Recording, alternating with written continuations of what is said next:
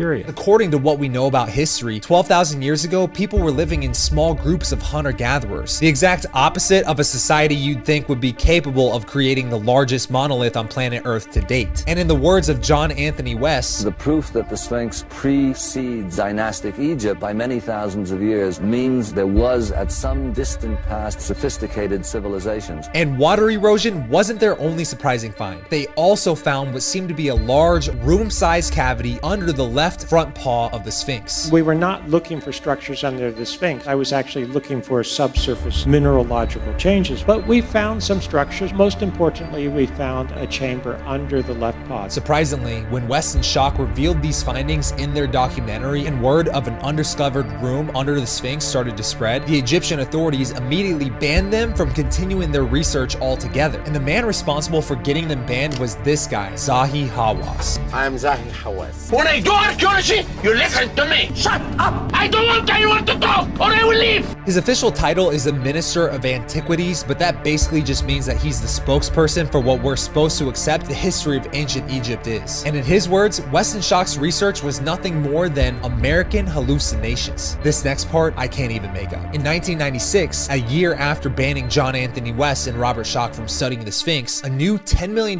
project for digging the ground around the Sphinx was approved by the Egyptian government and was led by none other than Zahi Hawass himself. And to build up some hype around the project, they released a teaser video with the star Zahi Hawass entering tunnels under the Sphinx with not one mention of these American hallucinations. And the video showed Hawass entering the Sphinx through a hole which led down into an underground tunnel. And once inside, Hawass joyfully exclaimed on camera, "Even Indiana Jones will never dream to be here. Can you believe it? We are now inside the Sphinx in this tunnel. No one really knows what's inside this tunnel, but we are going to open it for the first time." And this is where the teaser ends, leaving many to wonder, what the heck did they find in that tunnel? Because 2 years after the project began, Hawass again reversed his position as he abruptly shut down the project and became adamant that there was absolutely nothing under the Sphinx. Nothing is hidden underneath the Sphinx.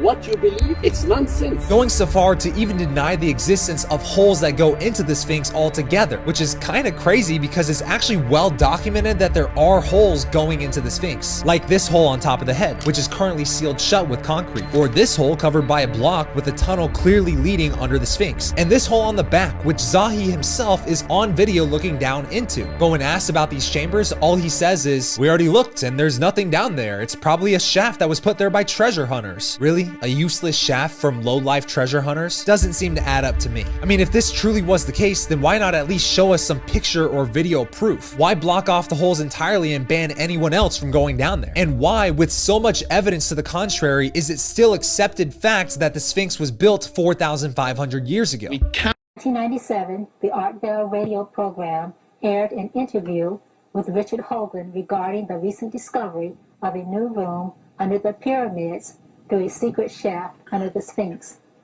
Inside the room was a statue of a black man. This information was suppressed but leaked out through the testimony of an eyewitness guard. Following are excerpts from this program. Notice that the Europeans wrestle with their denial of the black African truth, even in the face of new undeniable evidence. What this guard reported was that on October 20th, Farouk El-Baz, the same man who picked the Apollo landing sites on the moon according to the Orion-Sirius connection? Yes. And 2 English-speaking Europeans carrying a large aluminum case entered the Great Pyramid that morning for 3 hours on October 20th. They proceeded to put a robot up the shaft and a camera with a fiber optic connection under the crack in the door. They proceeded to look through to find what was inside a chamber. And there is a chamber back there, according to the story, which is about 3 meters by 2.5 meters in size. Yes. There is a statue in this room. A statue. Of a black man. A black man. Seated, looking up the shaft toward the star Sirius at the meridian crossing. Wow. And there is more. There's more. Isn't this getting to be interesting? It is, yes. Now, let's define black. Here's a fax from Jerry in Clovis, California. My teacher, a colleague, told me the Egyptians were very dark Caucasians. I guess this new discovery proves it to be true. They were not black. So, do you want to stick with your description of a black man, or would this be a dark-skinned Egyptian, or is that too close a call to make? No, the description was a black man. A black man. Yeah, yeah.